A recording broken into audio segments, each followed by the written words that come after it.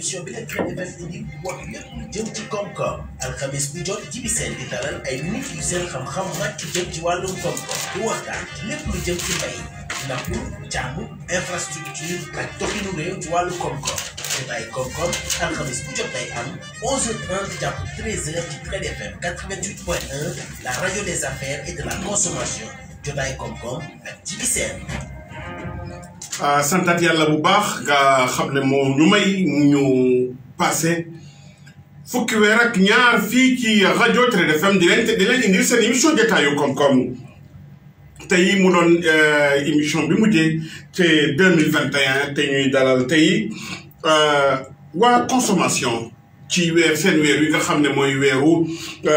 bi nga xam ne dañ ko jagleel lépp loo xam ne jëfandikoo la ci lu mbirum dund yi ni askan bi fii ci Sénégal ñu doon dalal seen kilifa gi nga xam mooy Matar Samb mais ci xat-xatu jamono tax indil ñu kenn koo xam ne mën naa ne mooy bras droit am di Bakary Ndiaye nga xam ne tey jii mu ngi nii teew fii ci seen studio fas yéene ànd ak ñun ci seen émission jotaayu koom-koom ci ndimbalu Amadou Dia mbokk yi loolu moo nekkoon seen émission jotaayu koom-koom tey Seydi Dia Seydi moom Bakary Ndiaye ñu ngi leen nuyu. fay naa la. Bakary tey yaay ganu jotaayu koom-koom rajo bi xam nga fi nga doon romb yaakaar naa mais tey jii gis nga lu mu ray yàggee gis nga ngay naan lu neex di seetaan sa bopp tey encore fas yéene ñëw animé ak ñun li émission jotaayu koom-koom loo gisee loolu. gis nga ne jotaay bu am solo la. voilà xam nga koom-koom moom ci biir réew daanaka mooy la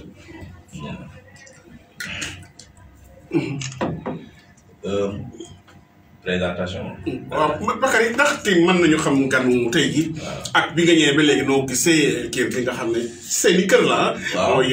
mu doon lu am solo muy liggéey bu yaatu boo xam ne mu ngi koy def ci mbirum koomu réew mi nga ñëw fii tey balaa ngay présenté noo gisee kër gi noo gisee accueil bi noo gisee aussi studio bu rafet bi nga xam ne nii lañ fii lañ. sant ci yàlla rek c'est vrai que Trade Point dama doon romb je pense que benn yoon laa fi mas a ñëw mais yàgg na. c'est vrai que aussi bu ma nekkee ci région yi dama doon wax ak seen. émission matinale yi ñu fi def émission matinale yi. que ce soit à Kolda comme à Tamba dañ ma doon woo léeg-léeg di ma laaj ci données marché yi. voilà tey ndax dama dox nag ba ñëw ba gisal sama bopp. voilà kontaan ci accueil bi ñu ngeen ma accueillir parce que dugal nga ma ci ay bureau yu bëri. won ma personnel bi présenté ma leen. ñëw ci aussi ak studio bu yàgg bi comme ni nga ko waxee. dugal ma fi. voilà di naan lu neex di gis sa bopp. voilà di naan lu neex en même temps aussi di gis sama bopp. waaw di wax waa kër ga ne képp kuy déglu 88.1 yaa ngi en direct surtout en live di seetaan émission jotaayu koom-koom tey monsieur Ndiaye ndax sa jaar-jaar yaa ngi naan Tamba yaa ngi naan Kolda sax parce que yàgg nga ci li nga xam ne mooy ministère du commerce say jaar-jaar ak yooyu fan nga juddoo fan mooy sa cosaan. waaw ministère du commerce d'abord.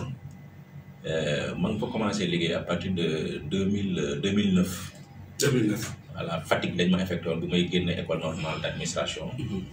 ENA ñu affecté ma ak Fatick.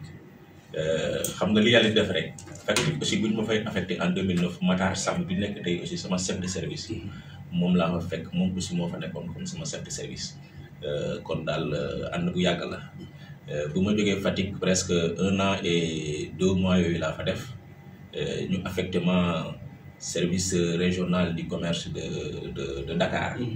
ma def fii ay 3 ans yooyu ma fi jógee ndax laa dem fële ak Kolda comme chef service régional du commerce bu Kolda de 2012 ba février 2017 laa fa jógee. février 2017 bu ma fa jógee ñu affecté ma aussi comme chef service régional du commerce de Tambacounda.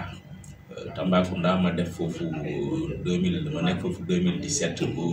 bu fin 2020 bi la ñu affecté au niveau de la division de la consommation et de la sécurité des consommateurs. maa ngi juddu dëkk bu ñuy wax Kër Omar c'est dans le département de Kaolack. voilà foofu laa commencé sama école primaire ci benn dëkk wu ñu à distance boo xam ne 3 kilomètres de notre village. foofu laa commencé. da nga ragal bi kon mën na wax bu baax wala. waxal baax wala ñi bokkul comme yow am nga borom doole ak wax yi ngay waxee ak yooyu. waaw waaj ak mën na ne waaw dama yaakaar ne da nga yaakaar. pour man bu fekkee waaw. man waa maa ngi jóg. voilà xam nga yow ni ngay waxee ak xam naa ne loolu la quoi. amul yaa xanaa la ni ñuy def rek comme que émission la boo xam ne tey moom mujj ci année bi. émission jotaay lay doon naa relax say doon amul. non y a aucun problème. dama lay introduire directement volume bi matul ba léegi mën naa ko. waaw mais je sais que waa ji nee na nga yaatal. voilà. dama lay introduire directement parce que je multiplex lay doon yaa ngi foofu aussi tey ñuy dalal gan gi gis nga ko mu nekk aussi plaisir jàkkaarloo yow at ñuy def liggéey bii nga xam ne yàlla def na boole ñu koy liggéey te kilifa yi kontaan ci lool tey jii aussi ata ngi di wàññi jeex Amadou mooy dernière émission de l'année Amadou Dia. waaw Michel merci beaucoup di la jaajëfal bu baax di nuyu sunu invité bi. vraiment di ko dalal jàmm monsieur Ndiaye di la wax ni comme ni nga ko waxee mu ngi seen kër li nga wax dëgg la ci ça fait 1 an ñuy ànd si émission jotaayu koom-koom bi pour 2021 bi xam nga contexte Covid bi moo taxoon nga may commencé di introduire mais bien avant doon naa participer ci liggéey bi parce que sur le plan des internautes ak yooyu maa ko doon gérer quoi donc moi c'est toujours un plaisir pour participer ci émission jotaayu koom-koom bi parce que quoi qu'on dise aussi c'est une émission boo xam ni c'est très suivi et très importante donc daal maa ngi béggee bu baax ci at bi comme ni nga ko waxee mu nekk dernière émission ci atum 2021 bi ñu dawalee ba si kanam ma dem. kan la yaatalaat wax tey jii yow yaay chef de division adjoint de la consommation dañuy ñëw ci waxtaan bi directement consommation tey jii division bi mën nga ñu présenter division bi d'abord division bi lan moo ko tax a jóg ak lan ñooy taxawaayam ci surtout au niveau du ministère du commerce. division de la consommation et de la sécurité des consommateurs ci direction commerce intérieur la bokk. Direction commerce intérieur aussi mu ngi bokk ci ministère du commerce et des petites et moyennes entreprises division de la consommation et de la sécurité des consommateurs luy liggéeyam fondamentalement mooy saytu qualité produit ci biir Sénégal mu nekk produit boo xam ne day génn bitim réew dugg fii comme mu nekk produit boo xam ne dañ ko defar ci biir réew mi moom loolu mooy mission principale ci kaw loolu nag moom mooy autoriser bépp produit pour ñu consommer ko pour ñu dugal ko sur le marché moom mooy jox autorisation division bi aussi moom mooy encadrer ak accompagner ay opérateurs yoo xam ne dañuy bëgg yëngatu ci wàllu par exemple ay produits alimentaires pour dugal ko ci biir marché bi day participer aussi également ci régulation marché national régulation mooy lan maanaam bu ñu xoolee voilà jaaral yoon produit yi bu ñu xoolee aussi que marché bi période bi produit bi war na ci mën a manqué wala période bi produit bi bari na ci marché bi ñuy xool lu ñuy def ba mu stabilité bi daal yoon ba mu équilibré voilà mu doon diw loolu loo xam ne aussi lu am solo la consommation tey jii noo koy quantifier lan la consommation pour yow mooy lan. waaw consommation mooy bépp loo xam ne nit da koy utiliser nekkut loo xam rek lu ñuy lekk la parce que bu ñu ne consommation aussi ñu si bëri seen xel ci lu ñuy lekk la ñuy dem rek wala lu ñuy naan mais consommation dafa yaatu ci mbub mi sol ni sax ci consommation la bokk donc consommation mën na nekk produit alimentaire mën na nekk produit boo xam ne aussi du produit alimentaire mën na nekk service. artisans yi seen lal yi ñuy defar di ko jaay ak affaire yëpp ça c'est des produits locaux. service dématérialisé voilà produits locaux la et puis consommation locale la aussi. donc consommation ci tënk dafa yaatu. voilà lu muy ëmb dafa bëri lépp luy nit di jëfandikoo ci biir réew mi rek daanaka ci consommation la mën na nekk service mën na nekk produit. mën na nekk produit. ñu génn année bu difficile. mooy Covid-19 bii nga xam ne mën naa ne ñu ngi koy génne ñaari at a ngi nii économie bi sooxe économiquement marché yi naka lañ meloon ci période yi nga xam ne tellement génne nañ ko au Sénégal te di ñaan yàlla yii nga xam ne ñu ngi koy annoncé waat rek mu yem fa lan mooy taxawaayu marché bi jamono bi et puis gis naa ne est-ce que Sénégal gën na ñoŋal li nga xam ne mooy économie ci biir marché yi. période bu jafe-jafe la. boo xoolee impact Covid xam nga Covid bi mu ngi tàmbali en début presque fin 2019 ci décembre bi dugg ci 2020 mais impact bu gën a am solo buñ koy commencé constater daanaka ci 2021 la difficulté yu bëri ci biir 2021 la judd lu gën a juddal difficulté yi nag mooy xam nga frontières yi ci wàllu marchandise tëjuñu ko bato yaa ngi dox di dem ak ñëw mais seen transport dañ ko gën a yokk y a tellement de difficultés dans le transport que fu mu nekk nii du doon jaar benn wala lu ñu doon accepter ñu transporter benn boo demee sur le marché international léegi presque ñett la loolu nag dafay am impact direct ci produits yi ñuy consommer parce que lu ci gën a bëri ñun suñu consommation li tubaab di wax dafa extraverti maanaam dañuy dem bitim réew jëlee ko fa dugal ko suñu réew fi ngay dem nag pour jëlee ko fa indi ko su fekkee produit bi njëg bi dafa yokk wala transport bi yokk forcément loolu dafay am impact ci biir réew mi voilà loolu nag moo ñu dal d'ailleurs moo waral prix fan yi ak jamono yi wees gis nga nu mu yëngatu ci gën a bu ci mujj mooy farine bi ak mburu bi l'État était obligé malgré effort yu ci def yëpp parce que TVA bi boo ko xoolee ci farine bi presque da ko suspendre TVA bi ci ceeb bi da ko suspendre blé bi presque droit de douane bu ñu koy importer si amatul mais loolu yëpp taxul que difficulté yaa ngi ko parce que tout simplement luy tubaab la inflation importée moo am. mais malgré ça moi aussi comme ni ko waxee am na fonds Covid boo xam ne état bi ki yoon na ko ndax jamono boobu amul lu ñu jaglaloon consommation ci jamono li nga xam ne Covid baa ngi fi. am na lu ñu jagaloon lu bëri sax lu ñu jagaloon consommation maanaam état bi dafa jëloon ay produits yu bëri. gis naa ñu jënd ay ceeb ak ay tonnes dugal ko ci kër yi mais li ñu war a comprendre foofu kooku benn période la woon rek mais yàlla dafa def na Covid bi dafa persister dans le temps dafa yàgg te état bi lu mu programmé woon peut-être c'était pour quelques mois foogoon nañ ne affaire bi danañ ko gaaw a mën a saafara mais comme ça persiste dans le temps ndax loolu moo indi jafe-jafe yi moo tax man la boo seetloo Covid bi 2020 bi nu mu métti woon ci nit ñi métti woon na gaa mais 2021 bi lañ commencé sentir répercussion ci aussi voilà dafa traîner dans le temps loolu moo indi jafe-jafe bi mais état bi vraiment def na li mu ci man foo Covid baa ngi woon fii on a acheté des produits alimentaires jox ko nit ñi jënd gel antiseptique yooyu yëpp jox ko nit ñi pour ñu jëfandikoo pour lutter contre la Covid ak nit ñoo xam ne aussi dañoo toogoon seen kër mënuñu dem liggéeyi parce que dafa amoon ay couvre-feu ak ay loolu tax mais loolu yëpp dafa circonscrire woon dans un temps bien déterminé. mbokk yi ñuy dalal Bakary Ndiaye mooy chef de division adjoint bu de la division de la consommation et de sécurité alimentaire ñuy xaar ñi nga xam ne bëgg nañu aussi participer ci 88 628 73 73 ci seen émission jotaayu koom-koom malgré effort yi ngeen di def gis naa ne contrefaçon ak ba léegi mu ngi am. chaque année ngeen organiser benn incinération bu mag boo xam ne ci produit yu baaxul yi ci marché bi lan la ban jafe-jafe ngeen am personnel la buy saytu marché bi moo amul wala comme ni nga ko waxee sànq frontières yi ni nga ko ubbee la bàyyi lu waay neex waaye rek dugal ci réew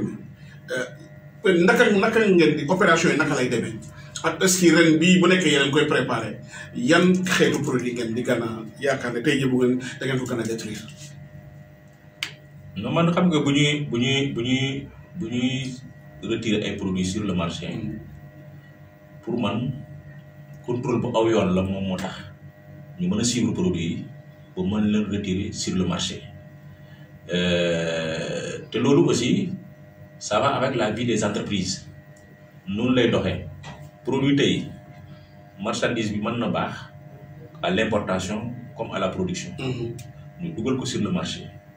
ñu dox un certain nombre de temps. ñu bañ a jar.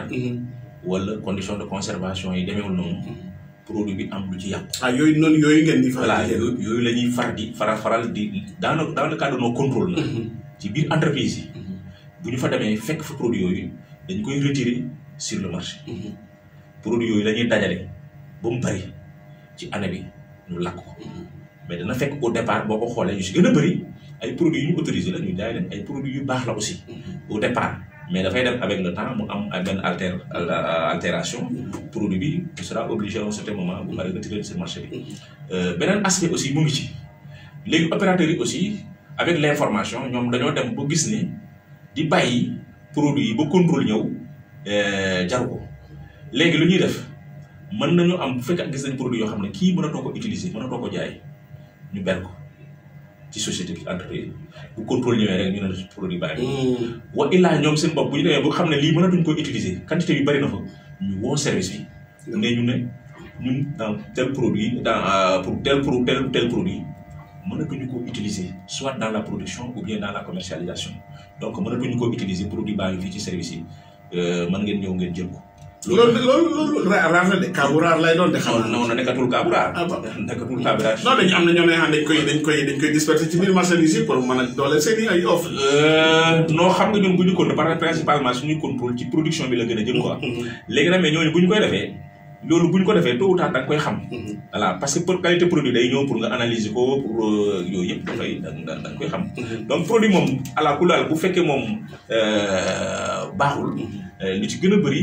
les producteurs dañuy de cette disposition. pour informer. télévision ñu ñëw retiré ko. am na yoo xam ne aussi dañuy contrôler bu dem dal ci. léegi nag yooyu boo ko dajalee. moom mooy tax léeg-léeg ngay gis ay quantité yoo xam ne dafay am solo.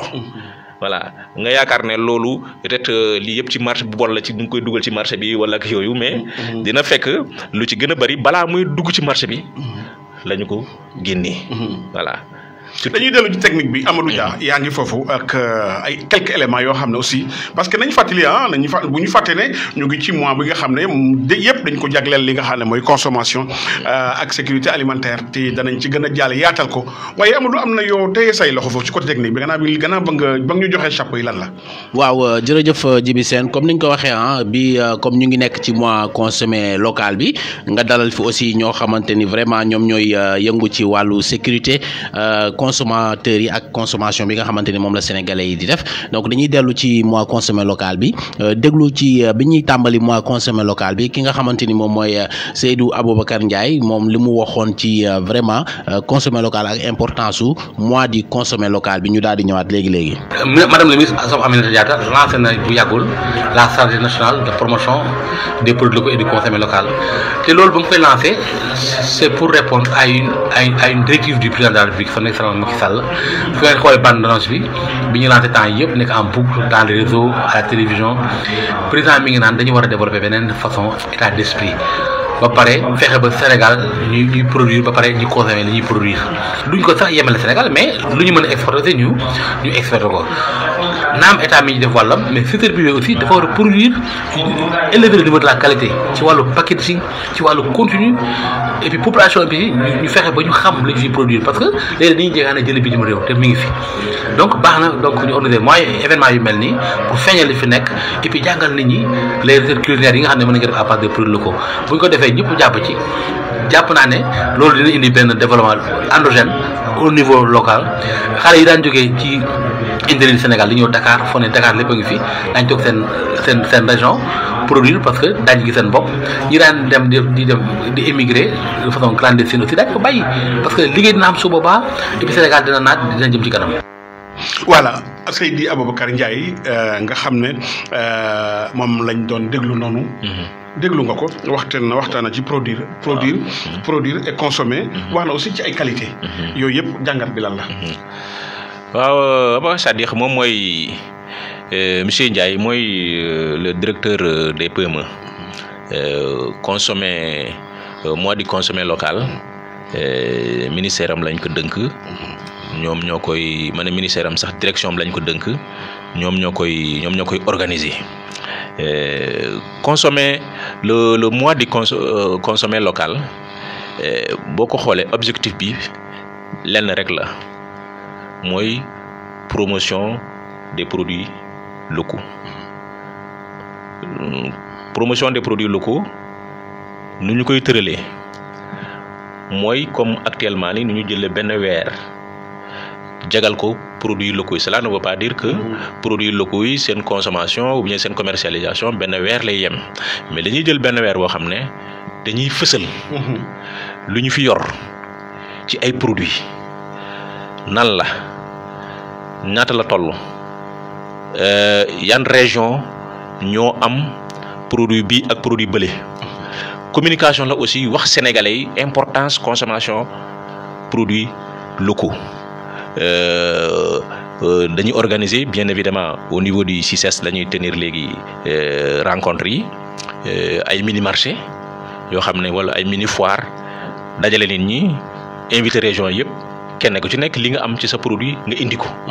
Dans les autres régions aussi ñu mënul déplacer au niveau des régions ci gouverneurs yi que ñu organiser foofu benn ay rencontre voilà ak fu ñuy benn ndaaru mini foire fu ñuy dajale seen produit pour jaay ko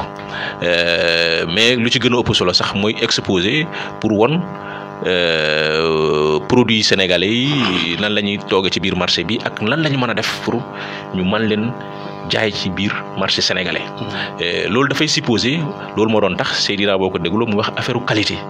produit yi d'abord il faut que mu am qualité parce que le consommateur mënoo ñëw rek ak loo bëgg mu consommer local mënoo ñëw nga imposer ko benn produit boo xam ne amul qualité quel que soit patriotisme il faut que d'abord que nga won ko loo xam ne jaral na ko te loolu il faut que suñu produit ndoko yi aussi ñu góorgóorlu ci loolu pour transformer ko transformation bi aw yoon mu mën a concurrencer ak produit yoo xam ne dañoo am qualité di jóge bitim réew bu ñu fi ñëwee à telle sorte que ñu mën leen a concurrencer non seulement ci wàllu prix mais aussi ci wàllu qualité parce que produit yi man ngeen yem qualité mais su fekkee prix bi dafa kawe ba mu ëpp loolu mën na indi ay jafe-jafe te prix aussi lu tax muy xaw a élevé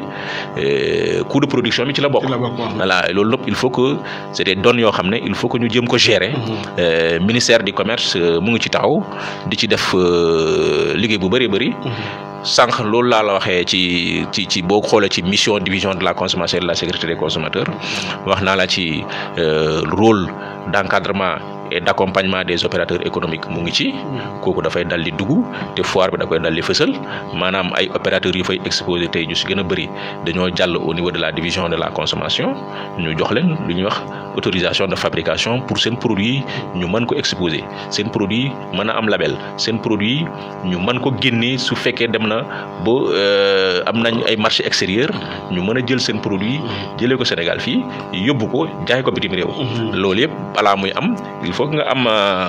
li ñuy wax autorisation de fabrication nga xam ne ñun ñoo koy suñu division moo koy délivrer voilà. Le directeur de PME wax na sànq boo ne PME sa xel dana dem ci transformation. waaw ndax au niveau de la consommation yéen a ngi jéem ay pexe yoo xam ne dana mën a dooneel suñu PME yi. tey jii yéen a ngi wax am na benn méthode bu ñu defoon daaw jéeg. caravane la woon dem ci région yi. mais à la place de la consommation exposition ngeen def ñaar yi ban moo gën a efficace. non il faut ñu séparer ñaar yi mois du consommer local dafa am. caravane des PME am. waaw mais caravane bu est-ce que consommer ñaari wutee la. waaw dama ne. waaw question bi mooy ne. waaw est-ce que tey jii. gënuloon efficace. nos produits. ñu génn def ay bu nekkee ne bon mën nañ def ay camions frigorifiques yu bari def dem ci ay régions def ay tapage médiatique won nit ñi ne lii ak lii moo ko ci est-ce que tey jii du nekkuloon du woon nekkoon une innovation. loolu laa la wax. dafa am mois du consommer local moom la ñuy tenir ci mois bi dañ koy tenir à Dakar tenir ko dans l'ensemble des. ci mois bi yëpp dama yaakaar ci foire bi kese ngeen koy def. non defuñ ko ci foire bi yëpp. dañ koy répartir aussi dans les autres régions. sànq ci sama bax boo ko déglu dama ne la gouverneurs yi aussi ils sont impliqués. gouverneurs boo leen xasee impliqué rek ñoom les services techniques qui sont sur place dañuy liggéey ak ñoom xool ñoo xam ne mënuñu ñëw fii ñoom ñu liggéey ak ñoom foofu ci mois du consommer local. gën a fës aussi ñoom produits locaux yu ñu am foofu. léegi nag à côté dafa am aussi caravane des PME. yoo xam ne dañ koy def ministère bi da koy def. ça n'a rien à voir avec le mois du consommer. kooku tamit léegi ni nga wax. ñoom noonu la ñuy def jël produit yi dox di sensibiliser nit ñi di communiquer ak ñoom def wër région yëpp région par région. ñu def ko fa. voilà donc deux programmes deux kii yoo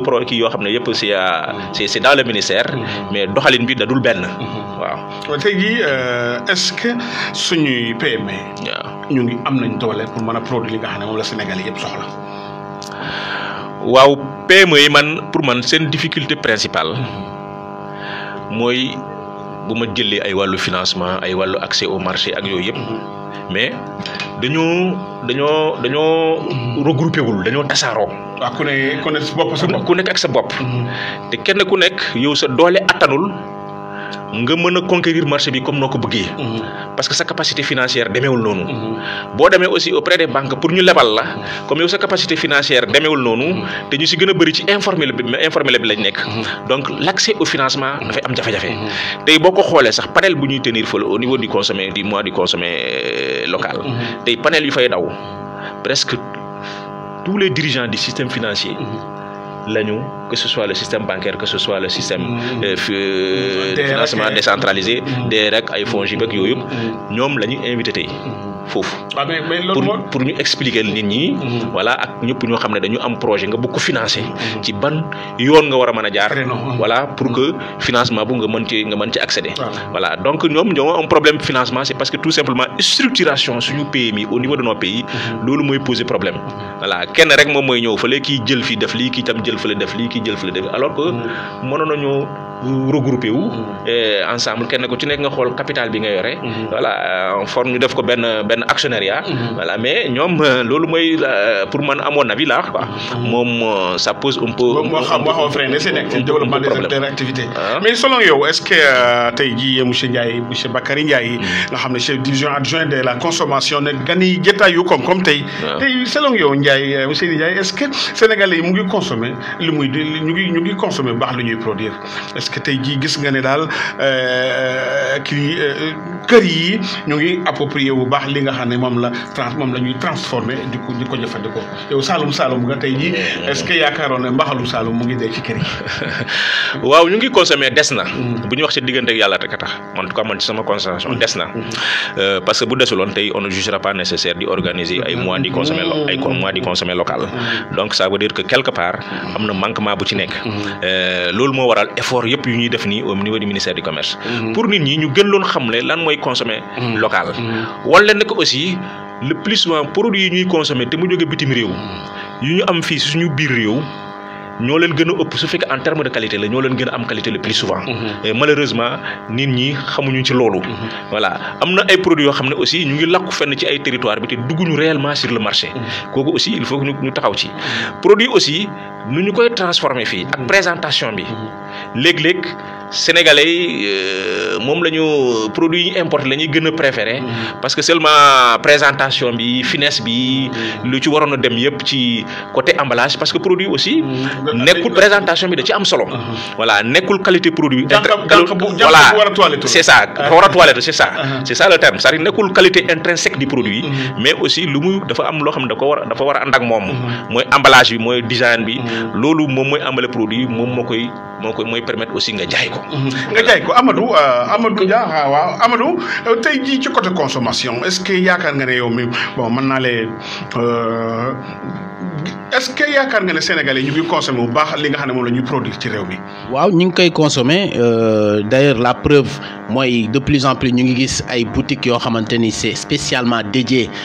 ci wàllu production locale ak consommer local ñu ngi gis également la production di gën a bëri maanaam boo déggee loolu mooy nit ñi nga xamante ni ñu ngi yëngu ci wàllu agriculture sax ci consommer local bi la ñuy gën a produire te ñu ngi koy gis aussi ci grande surface yi d'ailleurs la preuve récemment rek ubbi nañ benn boutique boo xamante ni spécialement consommer local kese lañ fay jaay muy Elidia bi nga xamante ni ubbi nañ ko ci foire bi te yaakaar naa ni day na wër Sénégal bi yëpp loolu day wane ni nit ñi ñu ngi gën a jëm ci consommer local te tamit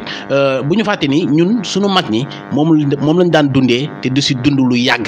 maanaam mooy sunu li ñu fi yor dugub yeeg gerte yeeg céréales locales ainsi de suite foño et loolu lañ daan dundee di si dund lu yàgg donc ñun bi ñu ñëwee ba changer habitude alimentaire la ñu gis feebar yi bëri moo tax nit ñi xam ni aussi consommer local bi am na solo ñu delluwaat ci consommer local boobu noonu Djiby Sène.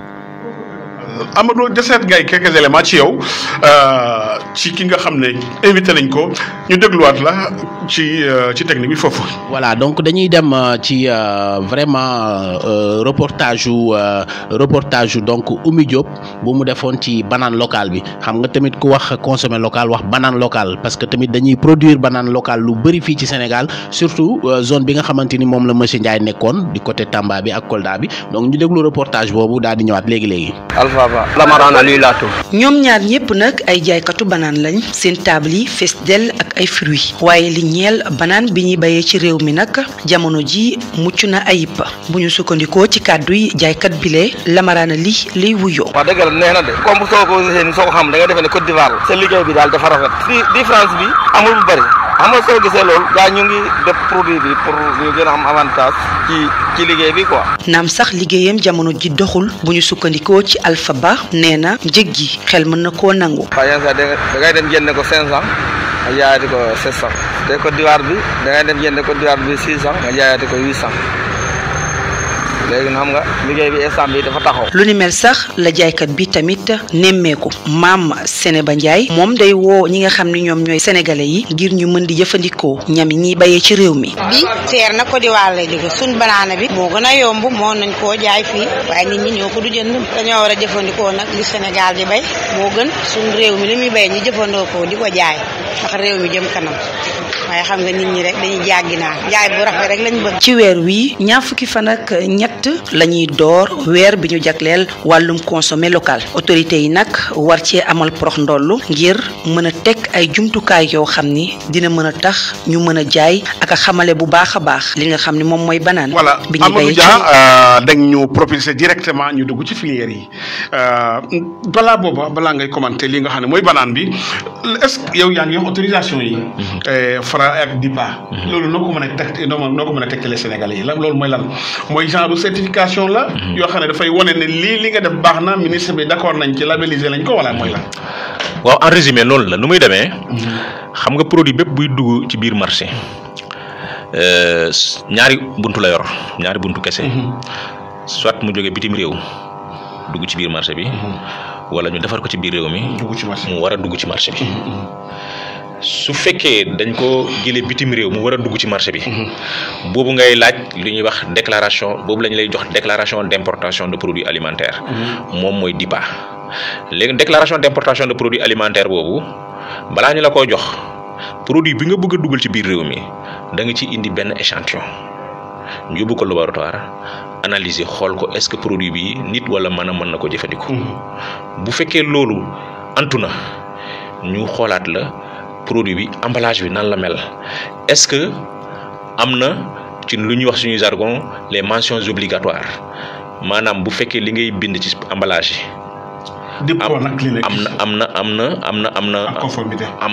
am na d'abord mention c'est fait en français est-ce que c'est mentionné en français.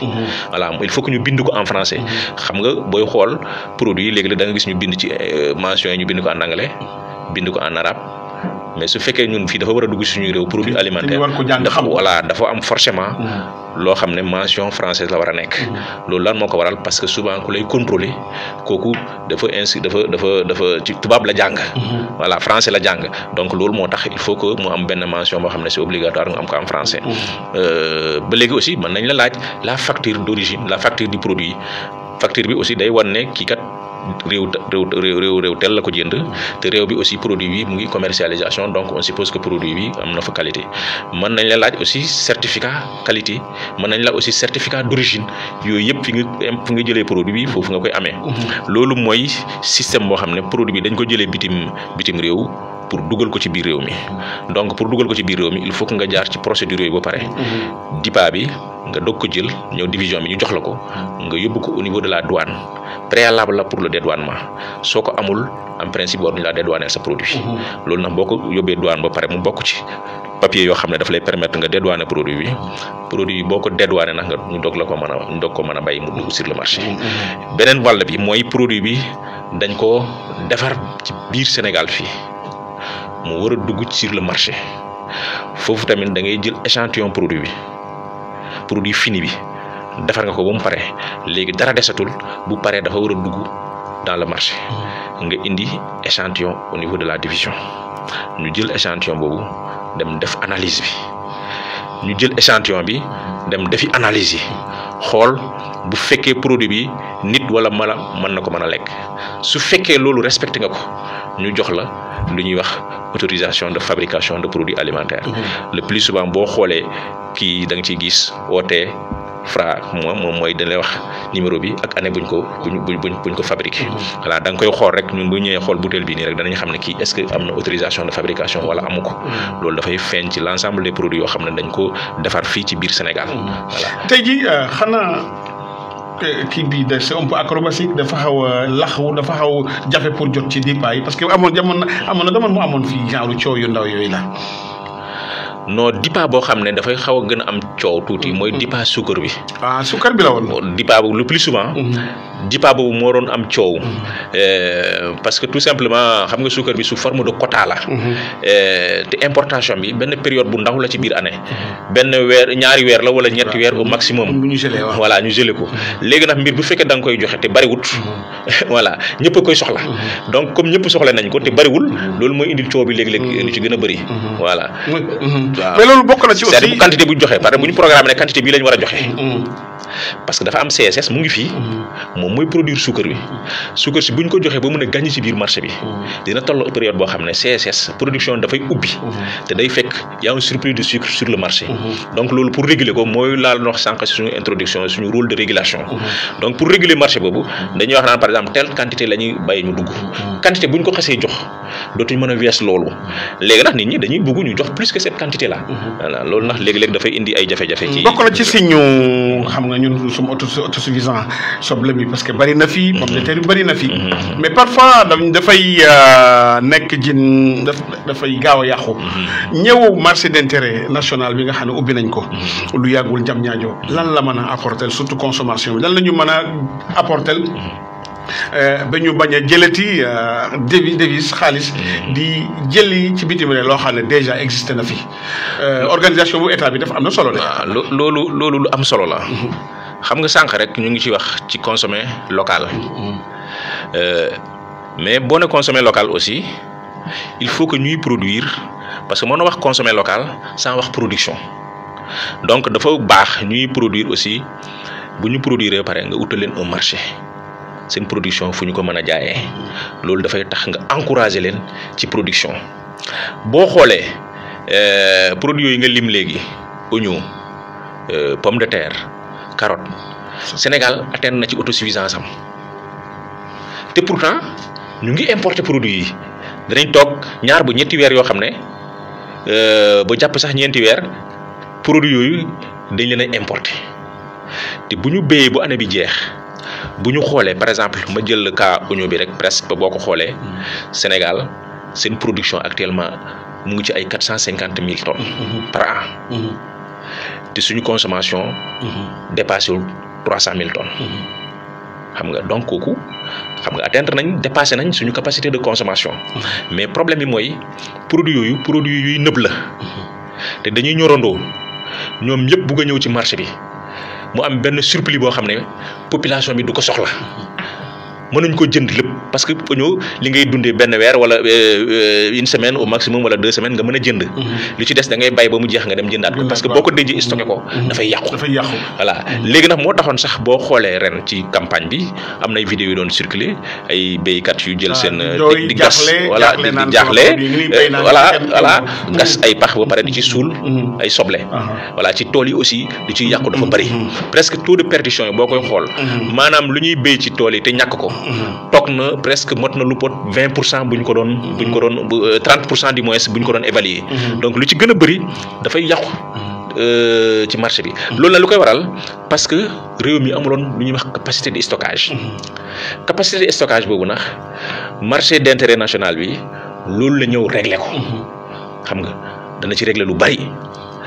avant boobu am na aussi système de récépissé d'entrepôt de marchandises yooyu yëpp système yooyu yëpp dañuy ñëw pour produit yoo xam ne bu ñu ko béyee période bii lépp dafay ñëw fekkante ci biir marché bi ñu am même bu dee produit périssable la ñu am fu ñu koy stocké parce que marché d'intérêt national bi boo ko xoolee presque 24 hectares la am na ay magasin yoo xam ne c'est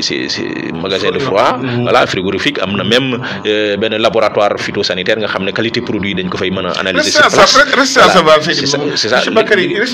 Bakary Ndiaye reste à savoir appropriation bi parce que état dafay ñëw def liggéey bu yaatu boo xam ne mu ngi fii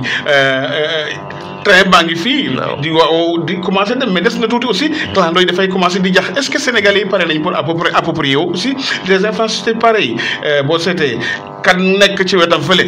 li nga doon wax sànq su ma tudd li nga doon wax sànq ci pays mi moo fay del dañ na man sama tool sama bopp rek laa res parce que dama nguur ba may dem mu conserver ma sama yëf damay fay lii ak lii loolu naka la ñuy def ba Sénégal yi mën a approprier aussi ces infrastructures pareilles. waaw appropriation infrastructure pareil xam nga par exemple béykat moom bu béyee ba pare lu mu gis rek mooy jaay mais nag bu fekkee organiser ay importateurs yoo xam ne ñoom dañ doon dem bitim réew di jëlee seen marchandise foofu di ko indi oignon gi ñor bu ko yàqu fi mën nañu dem jënd oignon googu ñëw stocké ko pour au moins quelque temps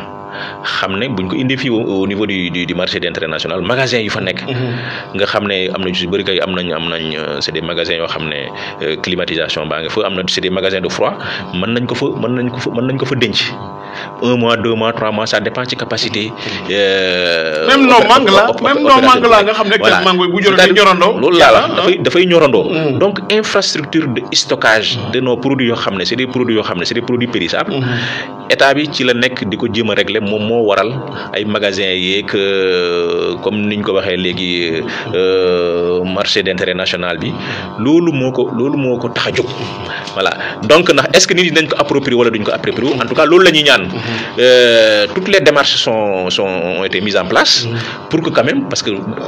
marché bi déjà am na un directeur am na société boo xam ne aussi moom moo koy exploiter il appartient ak ñoom ndax ñu def le marketing nécessaire la publicité nécessaire pour won opérateurs yi intérêt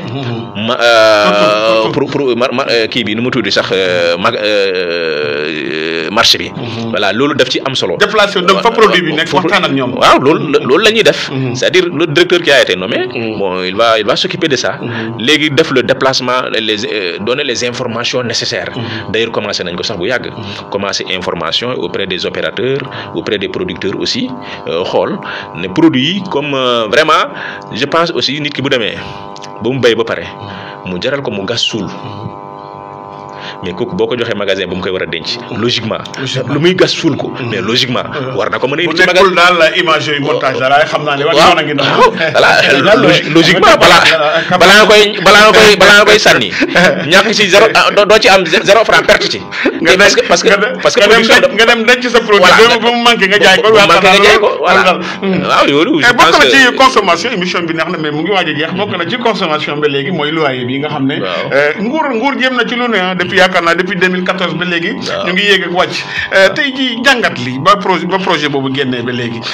yaakaar nga ne Sénégal yi fi xaw na jaar yoon wala tey ji jusqu'à présent ndaw mu ngi des di xam ni waaw xam nga loi buñ koy jël en 2014 bon initiative bu baax la woon te ñëpp salué nañ ko mais il faut reconnaître quand même que loi bi dafa amoon ay insuffisance ci début d'abord nu ñu bindee loi bi amoon na ay je pense que 3 fourchettes la woon bu fekkee le loyer est inférieur à 150 000 fourchette bi foog naa baisse bi 29% la woon su fekkee loyer bi c'est compris entre 150 000 ba 500 000 je pense que baisse bi 14% la su fekkee maintenant c'est supérieur à 500 000 baisse bi 4% la mais loi bi dafa am ci benn article moo xam ne daf ci tënk ne ça s'applique au loyer en cours. Je pense que limite fondamentale bi ci loi bi foofu la ñëwee. Ça prouve qu'à partir de là. C'est ça yii ñëw yëpp. lu neex waay def. Voilà ça s'applique au loyer en cours. Ça veut dire que yow tey boo nekkee sa biir kër. wala nga moom sa kër. nga loué fa nit. loi bu muy entrer en vigueur loi bi dafay appliquer wu ci nit kooku parce que da koo fekk mu nekk ci loyer c'est en cours de location. mais bu demee bu génn foofu wala logiquement loi bi dootul appliqué ci moom. léegi nag faay boobu la bailleur yi exploité. voilà génni ay nit même su fekkee génn ay nit dafa bëri ay conditions mais xam nga ne les gens nit ki dinañ def solution bu nekk danañ ko mën a am pour génnee locataire bi. bu ñu génnee locataire bi nag loi bi au lieu que mu ñëwaat lu ñu doon ut ci loi bi mooy wàññi loyer bi moom dafa mel ni dafa contribuer wu yokk loyer. lu tax mu contribuer wu yokkul loyer bailleurs yu bëri dañu xalaatoon ne ñoom aussi bu ñu génnee locataire bi bu ko luyaat encore dañuy appliquer 29% yi si ñoom encore de ce fait yow boo doon loué par exemple sa kër boo ci bëggoon am 150 000 tey da ngay dem nga wax prix boo xam ne buñ la ko appliqué de montant baisse yi buñ la ko appliqué de prix boobu ngay am ñu def sa calcul am prix boobu donc de ce fait que ñoom dañoo dem spéculation bi am ci loi boobu ba mu en tout cas ñu xaw a dénaturer loi bi dans son application ñun aussi ministère du commerce benn limite buñ ci am mooy loi bi buñ koy jël en 2014 boo xoolee ci texte ministère du commerce yëpp texte yi jeex ñun infraction yi mënoon nañ ko constater mais dénouement bi mënuñ ko def maanaam dañ ci topp xam nga bu fekkee ay problème de pratique de prix la wala ay qualité ak yooyu dañuy constater infraction bi ba nit bu pare fayloo ko xam nga mën na atteindre l'action publique c'est non mais ci dans le cadre du loyer loolu amu fa mën nga ko constater rek mais ñun mënuñ ci lu bari parce que domaine de compétence yeneen service la woon xam nga loolu moo ci amoon ñun aussi suñu limite ci wàllu loi boobu voilà moo tax. état bi corrigé na la yaakaar naa corrigé na jamono. non texte yi changé guñu ko mais c'est en cours. voilà c'est en cours pour xool place ministère du commerce lan la ci war a doon ak place yeneen services yi aussi parce que il faut savoir que affaire loyer c'est une compétence partagée ministère du commerce rek mënu ko aakimoo. Voilà, donc il faut que mu wax ci service ay urbanisme ay impôts ñooñu yëpp vous conviendrez aisément avec moi que dañu war a intervenir ci affaire loyer ci champ bi donc loolu moo taxoon nax te loolu moo tax aussi xam nga su fekkee plusieurs services dafay intervenir ci dans un domaine bien déterminé léeg-léeg lenteur yi dafay am léeg-léeg chevauchement yi dafay am léeg-léeg kenn ku nekk toog di seet ni kii sama mor moo ko war a def voilà de ce fait que dafay indi complication voilà loolu moo tax ndax mu am tuuti jafe-jafe mais je pense que les textes ñu ngi leen ay xoolaat ñu jéem a xool daal kenn ku ci nekk lan moo ci war a nekk sa place voilà sa place exactement quoi. wax nañ sànq ci filière yi gis nga dégg nga li ñu wax ci banaan bi mais aussi damay jéggi loolu ma ñëw ci li nga xam ne mooy gerte gi boo seetee jamono bi jamono la boo xam ne jamono commercialisation gerte gi la mu nekk gerte googu muy génne li nga xam ne huile diwlin boo xam ne lu leen ko ñu ngi ko ci wax ci côté boobu yan matuwaay ngeen jël parce que ñu ngi wax aflatoxine ñu ngi wax ci ne diwlin bi ñuy génne ci gerte gi baaxul ci côté wér-gu-yaram yoolu mel noonu yooyu jàmbat li te day am na yaakaar ne état bi amoon na ay convention ay nit ak usine industrielle yoo xam ne dañuy jëlee directement li nga xam ne mooy diwlin segal bi dugal ko ci pour mën ko industrialiser mën ko commercialiser yooyu chaîne boobu aussi ban mooy si taxawaayu consommation. waaw lan moo ci taxawaay suñu division mooy foog naa aflatoxine bi ngay wax noonu aflatoxine bu ñu wax moo nekk ci gerte gi te mu nekk benn produit cancereux mais kooku boo ko xoolee le plus souvent ci huile brute bi lay gën a bëri maanaam huile segal bi nga xam ne ñoom dañ ko doon segal noonu rek directement commercialiser ko sur le dugal ko sur le marché sans pour autant que ñu raffiner ko bu ñu demee ndax bu constater loolu bu scientifique yi wax ci ne consommation produit bu mel noonu dafa am risque la ñu waxtaan ak ñu koy def parce que le plus souvent Touba lañ gënoon a basé wu mooy la société kii bu ñu wax benn organisation bu ñu fa wax Razak. ñu jéem a xool madame Mbacké. waaw madame Mbacké. ñu jéem leen a organiser defal leen benn mise en relation. ak les industriels qui sont sur place. muy Sonacos muy ñëpp ñuy produire d'huile fii au niveau national. comme ça ñoom lu ñu triturer ba pare au lieu que ñu koy jël di ko dugal ci marché bi noonu directement huile brute bi. ñu yóbbu ko ci usines yooyu ñu raffiné ko bu aflatoxine bi ñu xeex ak moom bu bëree ko ñu doog koo mën a dugal sur le marché noonu la fa demoon noonu la fa demee donc ci affaire ci gerte gi moo tax actuellement Sénégal te et puis d'ailleurs c'est interdit produit brut bi noonu nga dugal ko sans raffiner ko sur le marché moom c'est formellement interdit parce que dafay fekk qualité bi nekk gu ci qualité buñ ci wut nekk gu ci processus nga commencé de traitement de l'huile pour nga amoon produit fini mais processus bi yeggal yoo ko boo yemee ci huile brute bi rek ça veut dire que huile bi raffiné gul pareegul donc dafay poser un problème de qualité moo tax huile boobu dañuy tere commercialisation. waaw gis sànq gis nga wax nga ñaari yëf mooy DIPA bi ak Fra bi. malgré ça parce que tey jii boo génnee mën naa ne boo demee ci exposition commerciale la nga fay jëkk gis rek mooy produit jóge Europe produit yi jóge Maroc produit yi jóge sax Côte d'Ivoire fii lan ñun ñii aussi à l'étranger lan mooy taxawaay suñuy produit foofu est-ce que Made in Sénégal est vraiment accepté à l'étranger surtout en particulier en Afrique. bon xam nga Made in Sénégal balaa ngaa dem d'abord fële Made in Sénégal dañuy commencer d'abord ci suñu biir réew il faut que suñu produit yooyu ñu accepter leen d'abord au niveau des grandes surfaces yu ñu am fii nga xam ne tey boo demee comme waa ji ni mu ko doon wax sànq boo demee tey ci marché commerce ci les grandes surfaces boo dem tey nga fekk foofu un produit boo ñu xam ne Sénégal fii lañ ko fabriqué Made in Sénégal. ñu changer aussi suñu gastronomie. voilà changer suñu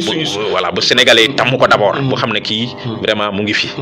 loolu ministère bi commencé woon ay liggéey bu mu doon def. mooy mise en relation d'affaires ak les grandes surfaces ñu jël les petits producteurs locaux. ñu mettre leen en relation avec les grandes surfaces. pour xool kenn ku ci nekk produit bi ngay transformer xool le besoin de la grande surface mu ne la lii ak lii laa soxla xam nga ñëw nga fournir ko voilà loolu comme donc je pense que foofu lay liggéey bi di commencer d'abord te liggéey boobu ñu ngi ci léegi nag jël produit fii yóbbu ko bitim réew loolu c'est tout à fait possible te am na ñu bëri yoo xam ne aussi ñu ngi ci yëngatu moo tax loolu nag pour nga am yóbbu ko foofu label boobu préalable d'abord il faut nga am autorisation de fabrication moo tax autorisation de fabrication bi c'est fondamental boo fa yeggee à l'extérieur pour nga importer ay est-ce que produit fu muy jógee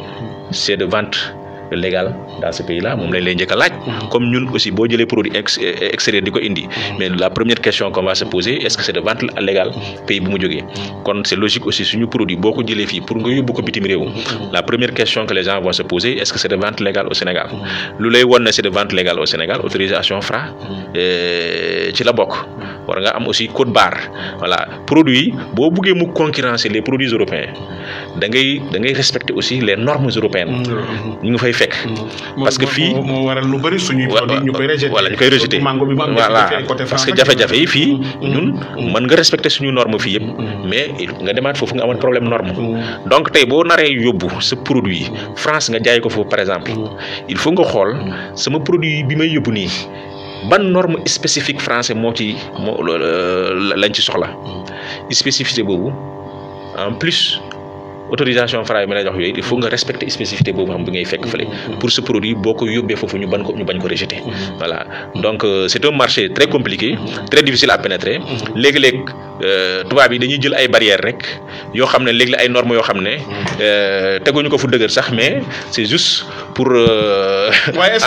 empêcher yenn produits ñuy dugg dans le marché. est-ce que matuwaay yi mel noonu Afrique mu ngi koy jël en particulier Sénégal aussi pour. war nañ ko mën a jël pour mu nekk donnant mais loolu nag boo ko bëggee def aussi il faut que li ngay produire mu doy mu nekk qualité mu doy voilà ñaar yooyu bu ñu ko boolee bu boobaa ñun tamit danañ am suñu stratégie bopp comme par exemple boo xoolee léegi produit yu doy xam nga am na léegi wax naa la oignon wax la pomme de terre wax la carotte ñoom production bi c'est suffisante loolu moo tax production bi boo koy xoolee bu ñu tollee dañuy def lu ñuy wax zèle dina toll foo xam ne mënoo jël produit importé nga dugal ko fi. il faut ñu jaay li consommer li bu mat lu ñu produire ba pare dañu koy jaay sénégalais yi consommer ko ba mu jeex ba pare ñu doog a dem bitim réew jël fa oignon wala pomme de terre wala carotte doog ko indi ci biir. Monsieur Bakary Ndiaye chef division de la consommation est-ce que sa division am na droit def police parce que tey jii da ngeen di dem en contact vers les commerçants dem jéem a jël produit nit ki indi koy loolu est-ce que am ngeen droit def police. ah bien sûr ci lañ dëkk tous les jours. voilà ñun bu ñu génnee agents yi fa nekk suñu demee contrôler sur le marché xam nga yow doo génn en tant que contrôle nga dem sur le marché di ko fa def fekk fa produit boo xam ne lii leer la produit bi amul qualité xam nga bàyyi ko fa te defoo constatation bi d'abord fu nga def constatation bi même boo ko fa naree bàyyi xool stock bi ñaata la nga sële ko bàyyi ko foofu nga xam ne borom bu ko laale sax da nga koy xam voilà wala produit bi boo ko fekkee am na fu ñu ko mën a stocké suñu bureau suñu service nga jël ko indi ko fa stocké ko. tukulóor yi di la xatu ak di ko lekk tukulóor yi produit. waaw loolu. barke bu nga leen defee di ko jël foofu di ko ndekkee di ko def leneen. waaw loolu da ci inconscience la bokk rek mais xam nga c'est pas conseillé quoi. xam nga produit boo xam ne déjà retiré nañ ko sur le marché. ça veut dire que nit ko war ko lekk. même pour réconforter la sax même boo demee pour lakk yi ci site yi bu ko police wala gendarmerie taxawul ñay jël si loolu du ñu ay séeréer en tout cas dëkk buñ koy lakk séeréer la gën a jege de ay séeréer la gën a jege daal du ñu ay séeréer waaw di la gërëm di la sant yaakaar naa li nga doon séntu ci émission bi wax nañ ko incha allah waaw bon l'essentiel a été dit voilà c'est ça di la gërëm di la sant Baba Souaré amul problème ñëw nga ci milieu émission bi di la wax bonne heureuse année at baa ngi jeex Baba lu ubbil naa la antenne bi waaw di la gërëm di gërëm ñëpp kilifa kër gi Abdoulaye Sakou Faye Issa Diall ak ñoom Ana Sarr ak personnel bi yëpp di leen wax déwénati leen yal na yàlla defal leen jàmm. amiin amiin di la aussi souhaité yal na yàlla may la. amiin amiin daraja bu gën a kay ni parce que émission bi mën naa ne bu ñu la ko amputé yàggul. mais nga taxaw ci taxawaay bu rafet ñu aussi défendre. def réplique bu baax a baax. alhamdulilah rabbil alamin mu nekkoon émission jotaayu koom-koom ak Djiby Sène ci présentation bi Baba Souaré ak Amadou Dia ci yewenelu technique bi rediffusion bi dimanche la asalaamaaleykum wa rahmatullahi taala wa barakaatu.